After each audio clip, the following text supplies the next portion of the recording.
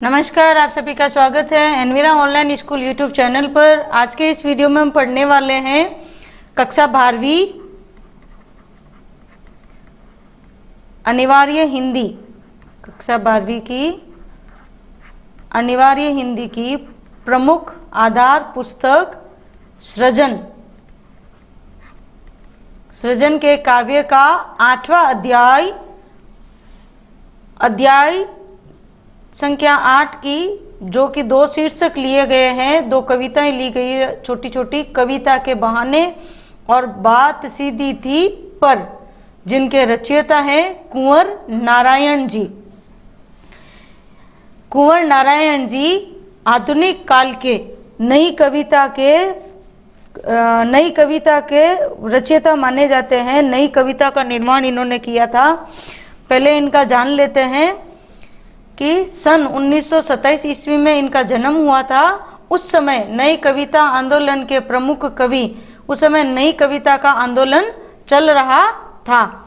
तब इन्होंने भी, इनका नाम भी किस में आता है? कुंवर नारायण जी का नाम तीसरे तार सप्तक में, यानी 1959 ईस्वी के अग्रगण्य कवियों में लिया जाता है। तार सप्तक क्या होता है? ये एक प्रकार का क्या है? काव्य संग्रह है। एक प्रकार का काव्य संग्रह है जिसमें जिनका इस तार सप्तक के जनक माने जाते हैं अज्ञेय जी। तार सप्तक के जनक माने जाते हैं अज्ञेय जी। उन्होंने नई कविता के संचार के लिए, जब एक ही प्रकार की यानी तार सप्तक कहते किसे हैं? जब एक ही प्रकार की भाव चेतना के तार में पिरोए गए 7 कवियों के समूह की रचनाओं को ही तार सप्तक कहा गया। इसकी तार सप्तक की इसका प्रकाशन किया गया था भारतीय ज्ञानपीठ द्वारा। सन कब किया गया था? सन 1943 ईस्वी में। अब जनक तो अज्ञेय जी माने जाते हैं। तब भारतीय ज्ञानपीठ के द्वारा 1943 ईस्वी में इसका तार सप्तक का प्रकाशन किया गया था, प्रथम तार सप्तक का। ठीक है। फिर द्वितीय और तृतीय तार सप्तक का प्रकाशन किया था अज्ञेय जी ने, जिनमें कुंवर नारायण जी का नाम तीसरे तार सप्तक में सबसे अग्रगण्य कवियों में लिया जाता है। इन सबसे प्रथम तार सप्तक में जो कवि मुख्य रूप से हैं वो हैं गजानन मुक्तिबोध, नेमीचंद्र जैन, भारत भूषण, प्रभाकर और अज्ञेय जी, रामविलास शर्मा और गिरिजा कुमार माथुर। इन 7 कवियों ने ही मिलकर इनकी रचनाओं को ही, जो एक ही भाव चेतना में पिरोए गए थे, इनकी रचनाओं को ही तार सप्तक कहा गया, जिसमें कुंवर नारायण जी का नाम भी श्रेष्ठ कवियों में आता है। इन्होंने अपनी रचनाशीलता में इतिहास और मिथक यानी भ्रम के माध्यम से वर्तमान को देखा है। इनकी रचना का संसार बहुत विस्तृत है। इन्होंने नई कविताओं के साथ साथ कई, इसके अलावा भी उन्होंने कहानियां, लेख और फिल्मों पर भी इन्होंने क्या लिखी है? समीक्षाएं लिखी है। ठीक है, टिप्पणियां लिखना उसके ऊपर वो। और इन्होंने यथार्थवादी, किस पे? यानी भावुकता की हाय नहीं करके उन्होंने यथार्थ के साथ साथ एक प्रौढ़ प्रतिक्रिया की मार्मिक अभिव्यक्ति की है। इनके जो प्रमुख कविता संग्रह माने जाते हैं वो हैं, कौन से हैं? कि चक्रव्यूह परिवेश, हम तुम अपने सामने कोई दूसरा नहीं, इन दिनों। इसके अलावा आत्मजयी और वाजश्रवा के बहाने, ये 2 इनके क्या है? खंड काव्य हैं। इसके अलावा इनके कहानी संग्रह भी माने जाते हैं। कहानी संग्रह है आकारों के आसपास और आज से पहले, ये इनके क्या माने जाते हैं? कहानी संग्रह। इसके अलावा इन्होंने समीक्षा ग्रंथ भी लिखे हैं। और इन्होंने जो नई कविता को लेकर किस तरीके से इन्होंने प्रयोगवाद, जो नई कविता थी वो एक प्रयोगवाद का ही हिस्सा था। ठीक है। प्रयोगवाद में नई कविता के आंदोलन का दौर चल रहा था। नया कीजिए, परिवर्तन कीजिए, परिवर्तन से ही नई सृष्टि का यानी नया संचार होता है। तो प्रस्तुत जो पाठ्य पुस्तक है उसमें भी हमारे जो दी गई है कविता के बहाने क्या है, इसमें बताया है कि भौतिकता यानी जो दिखावा है और यांत्रिकता जो मशीनी युग है के दौर में कविता का क्या महत्व है उसको इसमें बताया गया है। किसमें? कविता के बहाने में। कैसे कि कविता की उड़ान कैसी है, सीमातीत है, यानी कविता के उड़ने की कोई सीमा नहीं होती। कविता का खिलना, उसकी महक, कविता का खिलना यानी प्रकाशन होना, और उसकी महक यानी उसमें जो रचित भाव है वो पाठक को किस तरीके से प्रभावित करते हैं वो भी सीमातीत है। और बच्चों के असीम सपनों की तरह कविता का दायरा भी कैसा होता है, असीम होता है। जहाँ बच्चे कल्पना लोक में कहाँ पहुँच जाते हैं, वहीं कविता में कहाँ से कल्पना और विचारों को कविता में लाया जाता है वो असीम होता है। जहाँ भी सृजनात्मक ऊर्जा होगी वहाँ सीमाओं के दायरे तो अपने आप ही टूट जाएंगे। जबकि जो दूसरी कविता दी गई है वो बात सीधी थी पर, यानी हम अपनी बात को यदि घुमा फिरा कर कहेंगे यानी सहज भाषा में नहीं कहेंगे तो उस बात का ना तो हम उस बात को अच्छे से कह पाएंगे और ना ही हमारे बात का इतना महत्व या क्या अर्थ निकलता है ये आगे वाला समझ पाएगा। इसलिए हमें हमारी बात हमेशा भाषा की सहजता यानी सहज भाषा में ही कहनी चाहिए।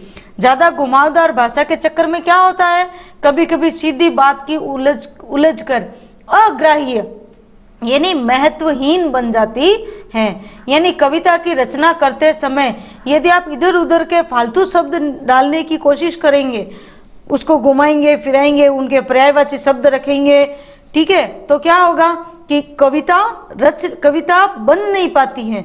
वो दिखने में तो एक जैसे शब्द जैसे दिखती है लेकिन उसके अंदर उतना महत्व नहीं रहता, वो भावहीन हो जाती है।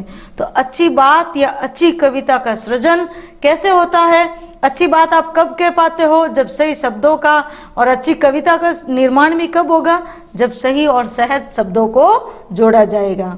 तो आइए देखते हैं पहला अंश कविता के बहाने। अब यहाँ अपने कवि ने तुलना की है। सबसे पहले किसके साथ तुलना की है, चिड़िया की उड़ान के साथ तुलना की है। तो पहले हम इनकी क्या जान लेते हैं, इनकी भाषा को जान लेते हैं। इनकी भाषा कैसी है, अब चूंकि प्रयोगवाद है या छायावादोत्तर में भी जब खड़ी बोली भाषा को दे दिया गया था तो सरल, सहज, सरल, साहित्यिक कौन सी भाषा होगी यहाँ पे, खड़ी बोली भाषा, ठीक है। खड़ी बोली भाषा का यहाँ प्रयोग किया गया है। शांत रस है, ठीक है, वर्णनात्मक शैली, ठीक है, और अलंकार सहज रूप में आए हैं आपके यहाँ पे। तुलना की गई है तो उपमा अलंकार, ठीक है, और कहीं कहीं देखो प्रश्नात्मक चिन्ह भी आए हुए हैं तो प्रश्नात्मक शैली भी लिखा जाएगा, ठीक है। और कवि ने सीधे साधे शब्दों में कविता का क्या महत्व है, किस तरीके से उसको वो आनंद का अनुभव भी कराती हैं, अजर हैं, अमर हैं, उसके बारे में यहाँ पे बताया गया है, ठीक है। और इसके अलावा यमक अलंकार आएगा यहाँ पे। अब कविता भला उड़ सकती है क्या, नहीं उड़ सकती है, तो इस उड़ान का और इस उड़ान का दोनों का अर्थ अलग अलग क्या आएगा, तो यमक अलंकार, और अनुप्रास तो सहज रूप में आया हुआ है। तो आइए हम देख लेते हैं कवि सबसे पहले चिड़िया के साथ किस तरीके से तुलना करता है। कि कवि कहता है कि कविता क्या है, एक उड़ान है चिड़िया के बहाने, यानी कविता भी उड़ती है। कैसे उड़ती है, कवि के विचारों और भावनाओं के कल्पनाओं, कवि के भावनाओं, विचारों और कल्पना के पंख लगाकर कविता क्या करती है, उड़ती है। अर्थात यानी कवि भी कल्पना के सहारे कविता में अपने मनोभावों को प्रकट करता है, ठीक है। तो कविता की यहाँ उड़ान का मतलब क्या हो जाएगा, यहाँ पे उड़ना या कल्पना। तो इस उड़ान का अर्थ क्या होगा यहाँ पे, कल्पना, ठीक है। चिड़िया के बहाने कविता की उड़ान भला चिड़िया क्या जाने। अब कविता कैसे उड़ेगी भला, इस बात को वो नन्ही चिड़िया तो नहीं जान सकती।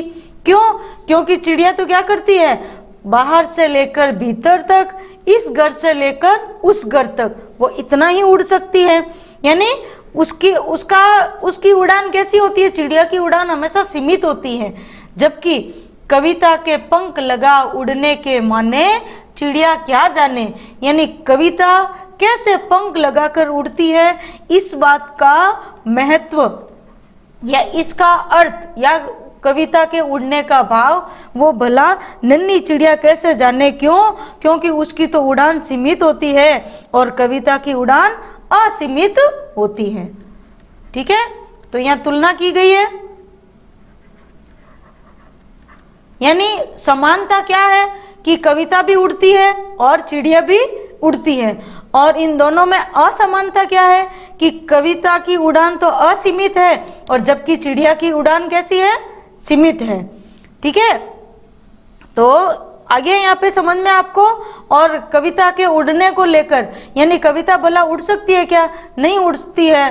तो जब जड़ चेतन प्राकृतिक क्रियाओं पर, प्राकृतिक हो चाहे ऐसे निर्जीव पर का मानवीय क्रियाओं का या भावना का आरोप लगाया जाता है, तो वहाँ कौन सा अलंकार होता है, मानवीकरण अलंकार। तो यहाँ मानवीकरण किया गया है। आगे समझ में आपको। और इसके अलावा अनुप्रास अलंकार है ही है, और पहले उड़ान की कल्पना और दूसरे उड़ान का अर्थ उड़ना। तो यहाँ पे यमक अलंकार की भी छटा दिखाई दे रही है। ठीक है, फिर अब देखिए, अब और तुलना किससे करता है कवि, अब फूल के साथ तुलना कर रहा है। तो कविता एक खिलना है फूलों के बहाने, कविता का खिलना भला फूल क्या जाने। यानी कविता का खिलना, अब यहाँ इस खिलना के अर्थ क्या हो जाएगा, यानी प्रकाशित होना, प्रकाशन। और इस खिलना का मतलब जैसे फूल कैसे खिलता है वो खिलना। ठीक है, फूल का खिलना और कविता का आनंदमय प्रभाव होना। ठीक है, तो कविता कैसे कविता भी खिलती है कैसे कि फूलों के बहाने। कविता और फूल दोनों ही खिलते हैं और दोनों ही, फूल भी आनंद देते हैं, फूल की महक भी आनंद देती है, और कविता में जो व्यक्त भाव होते हैं वो भी पाठक को आनंद देते हैं। ठीक है, लेकिन कविता के खिलने की तुलना हम फूल से नहीं कर सकते। क्यों? क्योंकि जब फूल खिलेगा तो क्या करेगा, उसकी महक कहाँ तक होगी, बाहर से लेकर भीतर तक, इस घर से लेकर उस घर तक इतनी रहती है, और कुछ समय बाद वो फूल मुरझा जाता है। जबकि बिना मुरझाए महकने के माने वो भला फूल क्या जाने। यानी कुछ दिनों बाद फूल तो मुरझा जाता है, लेकिन जो कविता की जो सरसता है वो अनंत काल तक संपूर्ण संसार को आनंद की अनुभूति कराती रहती है, वो महकती रहती है, उसकी महक कभी कम नहीं होती है। ठीक है, आगे समझ में यहाँ तक आपको। तो कविता, तो यहाँ पे भाषा कौन सी हो जाएगी कि खड़ी बोली भाषा। ठीक है, और शांत रस, अनुप्रास अलंकार। और देखो भाषा अपना हमें सीधे सीधे अर्थों में समझ आ रही है, ज्यादा प्रयास नहीं करना पड़ रहा है, इसलिए प्रसाद गुण आपको पूरा पूरा लिखना है। मैंने इसमें जो जो है वो मैं बता देती हूँ आपको। ठीक है, और देखो तुक मिलान किया हुआ है, जाने जाने जाने, तो क्या होती है, इसको क्या बोला जाता है, तुकबद्ध रचना। ठीक है, तुकबद्ध रचना, तुक मिलान किया गया है। और कथन में क्या है, विचित्र शैली को अपनाया गया, तो वर्णनात्मक और विचित्रतात्मक शैली। ठीक है, आगे समझ में आपको यहाँ पे। फिर देखिए, अब कवि किससे तुलना कर रहा है, बच्चों के। बच्चों का अर्थ है यहाँ पे मनुष्य, यानी सबसे श्रेष्ठ किसको बताया है, मनुष्य को। किससे, चिड़िया यानी पक्षी और फूल से भी श्रेष्ठ मनुष्य को बनाया है। बोलते हैं ना, मानव तो सबसे सुंदरतम एक रचना है कवि की, तो मनुष्य को यानी मानव को श्रेष्ठ बताया है। तो यहाँ पे इस प्रसंग में क्या होगा कि कवि क्या कर रहा है, कवि कविता की तुलना बच्चों के खेलने के से कर रहा है। यानी कविता एक खेल है, यानी कविता भी क्या है, एक प्रकार का खेल है बच्चों के खेल के समान ही होता है कि जिस प्रकार बच्चे क्या करते हैं, बाहर से लेकर भीतर यह घर और वो घर और सब घर एक कर देने का महत्व केवल बच्चा ही जान सकता है। यानी वो बच्चा ही होता है जो सब प्रकार के भेदभाव को भुलाकर, ऊंच नीच जात पात धर्म आदि के नाम पर सारे भेदभाव को भुलाकर बच्चे सारे एक साथ खेलते हैं। यानी वो जो भावात्मक जो एकता होती है ना, जो भावना होती है, उसको एक कर देने का महत्व केवल बच्चा ही जानता है। बड़े होने के बाद उनमें स्वार्थ आ जाता है और वह धर्म और जाति के नाम पर, अमीर गरीब के नाम पर भेदभाव करने लग जाते हैं। तो जिस प्रकार बच्चा सभी को एक कर देता, उसी प्रकार कविता को पढ़कर भी उसमें जो व्यक्त भाव होते हैं वो भाव और विचार ही किसमें, पाठक को कल्पना के साथ में खेलते भी है और क्या करता है, इसका असर यानी प्रभाव सबके ऊपर होता है, यानी पढ़ने वालों पर भी होगा। जो इस कविता को पढ़ता है यानी उसमें क्या बताया गया है उसके भावों को समझने का प्रयास पाठक भी करेगा, और जब करेगा तो वो यानी संपूर्ण मनुष्य में एकता की दृष्टि से देखने का प्रयास करेगा, यानी उसमें थोड़ी समझ विकसित होगी और वो दूरियों को मिटाकर एकता में विश्वास करेगा। तो इस प्रकार कवि ने किनसे, फूलों से भी की है और पक्षियों से भी की है, लेकिन सब घरों को एक कर देने के माने। अब यहाँ ऐसा नहीं बताया है कि बच्चा क्या जाने, बच्चा ही जाने, इसका मतलब यहाँ पे मनुष्य को सबसे श्रेष्ठ बताने का प्रयास किया है। ठीक है, इसकी भाषा कैसी है, खड़ी बोली भाषा हो जाएगी। ठीक है, अनुप्रास अलंकार और यहाँ पे प्रेरणा दी है तो प्रेरणात्मक शैली। ठीक है, आगे यहाँ तक समझ में आपको। फिर देखिए दूसरी कविता दी गई है कि हमें हमेशा हमारी बात कैसे कहनी चाहिए, सीधे और सरल शब्दों में ही कहनी चाहिए। ठीक है, तो इसका प्रसंग क्या हो जाता है कि प्रसंग कवि यहाँ पे इस अंश में किस पे, व्यंग्यात्मक शैली का उपयोग करते हुए बात को सीधे शब्दों में कहने की प्रेरणा दे रहा है। आइए देखते हैं कि कवि कहता है कि बात सीधी थी, यानी जो मैं कविता में लिखना चाहता था वो मेरे भाव तो सीधे साधे ही थे, पर एक बार मैंने क्या किया, भाषा के चक्कर में मैंने ही भाषा का प्रयोग किया। ठीक है, यानी मैं उसे प्रभावपूर्ण बनाना चाहता था, यानी दूसरी भाषाओं के प्रयोग करना चाहता था और उस भाषाओं के प्रयोग के कारण वो जरा कैसी हो गई, टेढ़ी फंस गई, यानी वो उलझ गई। जो मैं लिखना चाहता था वो तो मैं लिख ही नहीं पाया।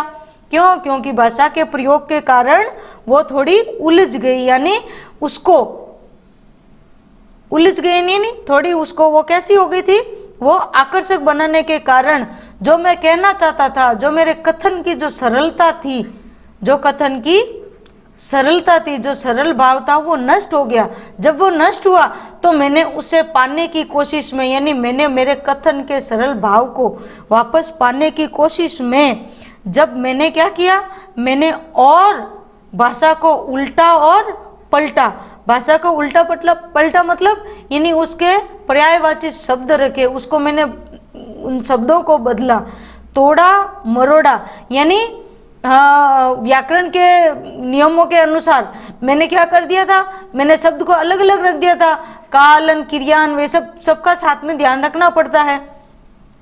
ठीक है, तो मैंने इसमें संशोधन किया, मैंने शब्दों को भी बदला और वाक्य रचना में भी, यानी जो व्याकरण के नियमों के अनुसार वाक्य रचना के नियम होते हैं जिसमें संज्ञा सर्वनाम शब्दों का प्रयोग किस तरीके से नियमानुसार किया जाना चाहिए, मैंने वो भी प्रयास किया। मैंने इन सब में फेरबदल किया। ठीक है, यानी मैंने भाषा में संशोधन किया, यानी भाषा को यानी शब्दों को बदला। ठीक है, और वाक्य रचना के नियमों को भी बदला। ठीक है, तोड़ा मरोड़ा घुमाया फिराया, शब्दों को मैंने पहले कभी आगे रख के देखा, कभी बीच में रख के देखा, कभी मैंने अंत में रख के देखा। फिर अलग अलग शब्दों के मैंने अलग अलग भाषाओं के शब्दों को मैंने रखने का प्रयास किया, बहुत फेरबदल किया मैंने कि या तो बात या बने या फिर वो भाषा से बाहर आ जाए। तो यानी बात या तो बने या मुहावरे युक्त या बिंबात्मक शैली है, देखो ठीक है, बिंबात्मक शैली या मुहावरा और बिंब एक ही होते हैं वैसे, लेकिन नई प्रयोगवाद के अनुसार जो नई कविता में प्रयोग किए वहां तो बिंब ही कहा जाएगा, ठीक है। तो यहाँ पे कवि ने क्या किया कि या तो मैं जो बात यानी जो मैं भाव व्यक्त करना चाहता हूँ, जो मैं कविता में लिखना चाहता हूँ, वो या तो लिख लिया जाए या फिर वो इस भाषा से बाहर आ जाए, यानी मेरे बात की सरलता बनी रहे। लेकिन इससे और क्या हुआ कि इससे भाषा के साथ साथ बात और भी पेचीदा होती चली गई, यानी वो बात तो और भी ज़्यादा कैसी होती चली गई, कठिन हो गई।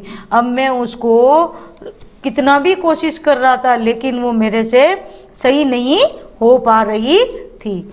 तो यहाँ पे कैसी सीधी सरल भाषा में कवि ने किस पे, उन कवियों पे व्यंग्य किया है जो भाषाओं का प्रयोग यानी भाषा के आकर्षण के चक्कर में कविता के सरल भाव को खो देते हैं। तो व्यंग्यात्मक शैली और बिंबों का प्रयोग किया गया है कि बात का टेढ़ा फंसना, ठीक है, तोड़ना मरोड़ना और बात या तो बने या पेचीदा होती चली गई। तो इस प्रकार के ये क्या है, बिंबात्मक शैली का प्रयोग किया है, ठीक है।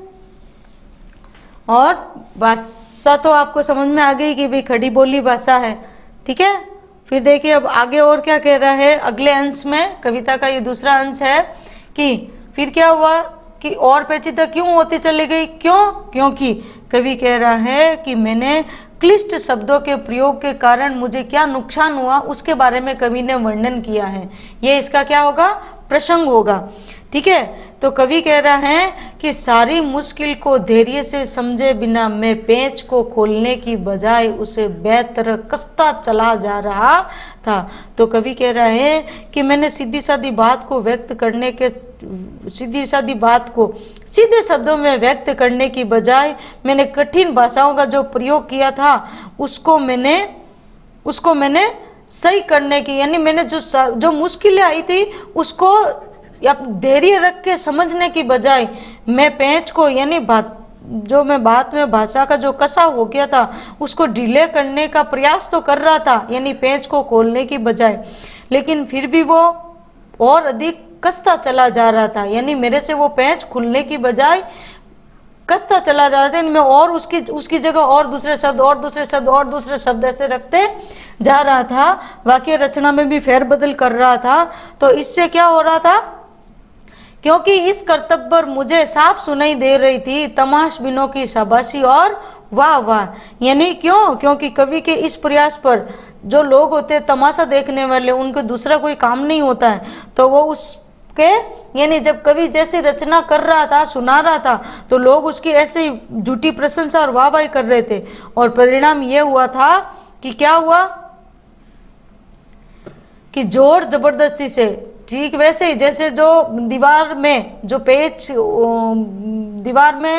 पेच उसको जैसे जैसे अपन कसेंगे तो उसकी जो चूड़ियाँ होती हैं उसके ऊपर ऐसे सर्कल जैसे बनी हुई होती है, वो उस चूड़ी के अनुसार ही वो कसी जा सकती है। यदि आप उसको सही से जब वो ढीली हो जाएगी फिर भी आप कसते जाओगे तो क्या होगा, जोर जबरदस्ती से उसको दीवार पे ठोक दिया जाता है, और जब दीवार पे ठोक देते हैं तो उसमें इतनी मजबूती नहीं रहती है, केवल वो दिखने मात्र में दिखती है कि कील है। तो कवि के साथ भी यही हुआ था कि आखिरकार वही हुआ जिसका मुझे डर था, जोर जबरदस्ती से बात की चूड़ी मरना, अर्थात बात का जो महत्व था वो खत्म हो गया, जो अर्थ महत्व था, भाव था, सरलता थी, वो खत्म हो गया और वो भाषा में ही बेकार से घूमने लगी, अर्थात वो क्या हो गई थी, वो उसी भाषा के चक्रव्यूह में उलझकर यहाँ रह गई थी।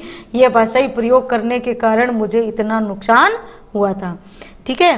तो इसमें भाषा कैसी हो जाएगी कि आपकी सहज सरल सहज साहित्य खड़ी बोली भाषा का प्रयोग हुआ है। ठीक है, फिर बात की चूड़ी मरना और भाषा में बेकार घूमना, एक तो मानवीकरण अलंकार भी है। ठीक है, कौन सा अलंकार आएगा आपके यहाँ पे? मानवीकरण अलंकार।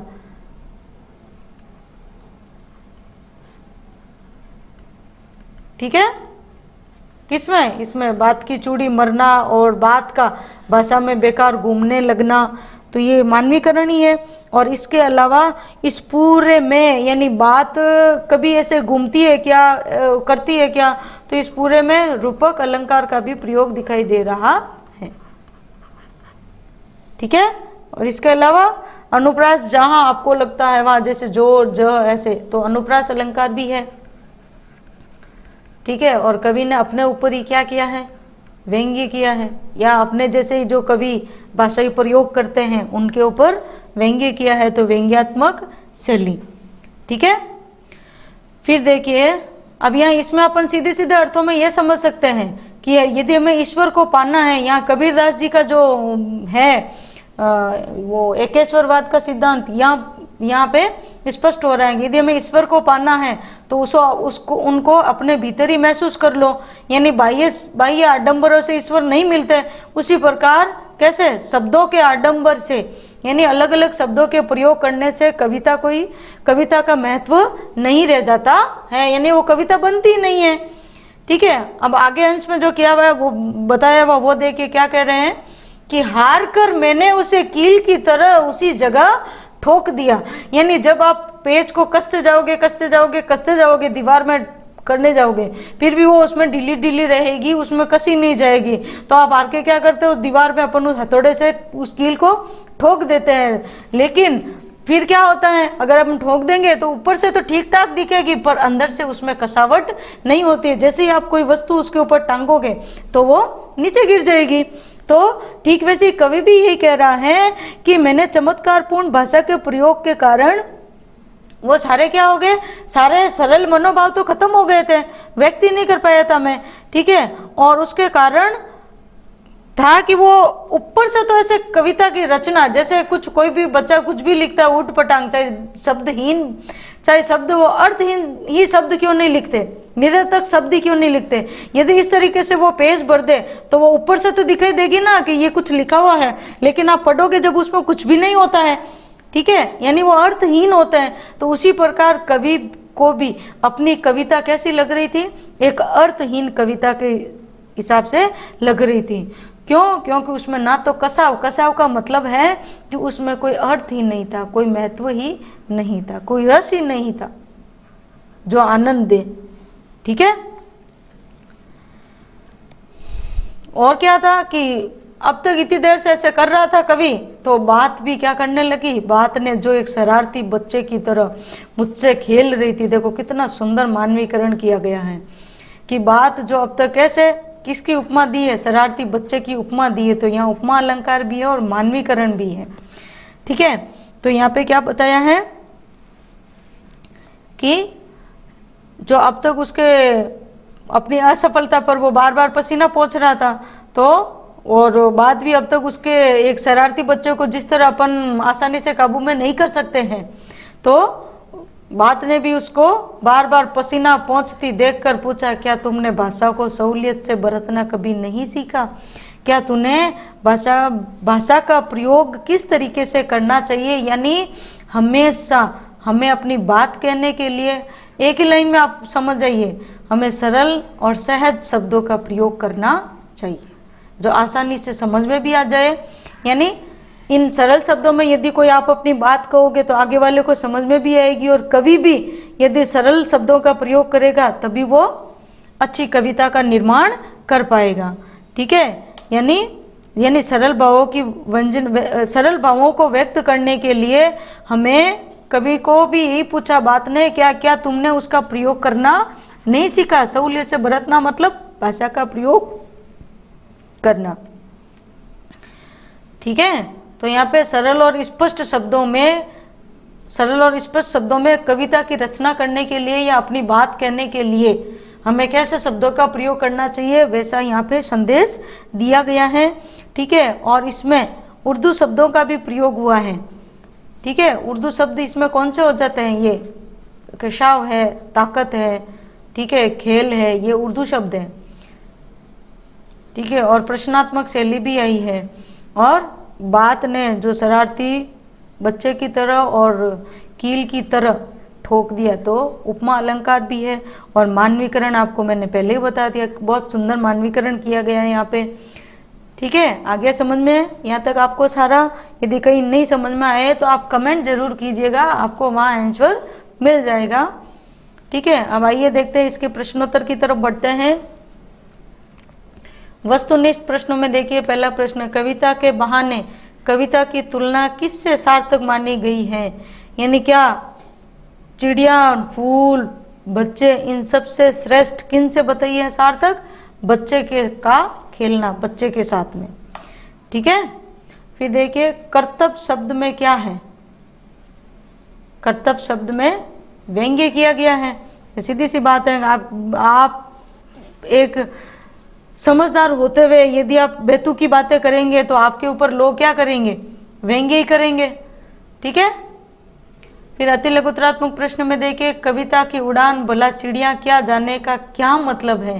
यानी कविता किस प्रकार उड़ती है, यानी कविता कैसे उड़ती है, इसका वो नन्ही चिड़िया कभी नहीं जानती हैं कि आज के इस समय में, इस भौतिकवादी या मशीनी युग में जो कविता का महत्व, जो उड़ान होती है कविता की, वो चिड़िया कभी भी नहीं जान पाती हैं। क्यों? क्योंकि उसकी चिड़िया की उड़ान सीमित होती है, इसलिए। फिर दूसरा है कि सब घर एक कर देने के माने बच्चा ही जाने।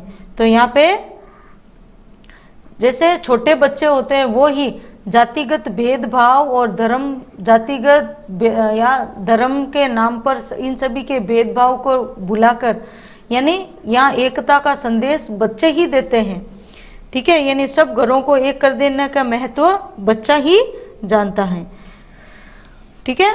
लघुतरात्मक प्रश्न देखिए कि कविता के बहाने शीर्षक कविता का उद्देश्य क्या है? अब ये कविता क्या कहना चाहती है, ठीक है। यानी आज के इस मशीनी या भौतिकवादी दौर में हमें क्या करना चाहिए? कविता को भी, कविता का क्या महत्व है, उसका प्रभाव क्या है, हमें उसको भी समझना चाहिए। मानवीय यानी मनुष्य ही सबसे श्रेष्ठ है, या मनुष्य इस ईश्वर की सबसे सुंदर कृति है, हमें इस बात पर गर्व होना चाहिए, ठीक है। यानी मनुष्य अपने स्वयं के महत्व को जाने, यही इस कविता का मूल उद्देश्य है। फिर दूसरा है कि बिना मुरझाए कौन महकता है तथा क्यों महकता है? बिना मुरझाए तो कविता ही महक सकती है। और क्यों महकती है? क्योंकि कविता का आकर्षण यानी उसमें जो व्यक्त भाव होते हैं वो चिर पर्यंत तक बने रहते हैं, वो कभी भी मिटती नहीं है, ठीक है। फिर निबंधात्मक प्रश्न में देखिए कि भाषा के चक्कर में सीधी बात टेढ़ी हो जाती है, उसको देखिए। यानी जब हम भावों को सरल और सहज शब्दों में व्यक्त करने की बजाय जब हम उसके ऊपर भाषाई यानी शिल्प के प्रयोग करेंगे तो हम उस बात को अच्छे से व्यक्त ही नहीं कर पाएंगे, ना ही उसका जो कविता का मूल संदेश है वो हम पाठक को समझा पाते हैं। तो कवि ने भी अपनी जो मनोदशा है, जैसा प्रयोग कवि ने स्वयं ने भी किया है, यानी जो भूल कवि ने की है वो भूल कोई और कवि नहीं करे, ये बात यहाँ समझाने का कवि ने प्रयास किया है कि जो संदेश हम कविता के माध्यम से देना चाहते हैं वो अगर हम भाषा का प्रयोग करेंगे तो हम उस बात को नहीं कह पाएंगे और ना ही उस कविता को कोई महत्व रह जाएगा, ठीक है। दूसरा है कि कविता एक खेल है, बच्चा ही जाने, पंक्ति का भावार्थ क्या है? तो यानी इस कथन के माध्यम से कवि इसका मूल भाव क्या है? या कवि का मूल भाव है कि कविता क्या है? एक खेल है जो बच्चों के खेल की ही भांति होती है। जिस प्रकार बच्चा सभी भेदभावों को भुलाकर अपने पराये आदि सभी का भेदभाव भुलाकर एक साथ खेलते हैं, वो एक हो जाते हैं, उसी प्रकार कविता भी अपनी भावनाओं और कल्पनाओं से पाठक के मन पर बहुत प्रभाव डालती हैं और वो उन जातिगत भेदभाव को भूलकर एकता का संचार उन पाठक में होने लगता है। तो इस प्रकार कविता और बच्चे को यहाँ एक जैसा बताया है। फिर व्याख्यात्मक प्रश्न में देखिए, व्याख्यात्मक प्रश्न जो दिया गया है आखिरकार वही वह उसी जगह ठोक दिया। इसकी व्याख्या वीडियो को आप पुनः देखिएगा, वहां से आपको अच्छे से समझ में आ जाएगा। अच्छे से प्रसंग लिखिएगा, फिर उसकी व्याख्या लिखिएगा और फिर उसका विशेष लिखिएगा। ठीक है, तो ही आपको अच्छे से पूरे 4 अंक मिल सकते हैं। वैसे मेरा ये प्रयास रहेगा कि मैं आपको पीडीएफ के रूप में एक लिंक दे दिया जाएगा, वहां से आप जो भाषाओं की व्याख्या, प्रश्नोत्तर, अन्य महत्वपूर्ण प्रश्न सारे अपलोड कर दिए जाएंगे, वहां से आप डाउनलोड कर लीजिएगा। साथ में बने रहने के लिए और वीडियो को पूरा देखने के लिए आपका बहुत बहुत धन्यवाद, आभार।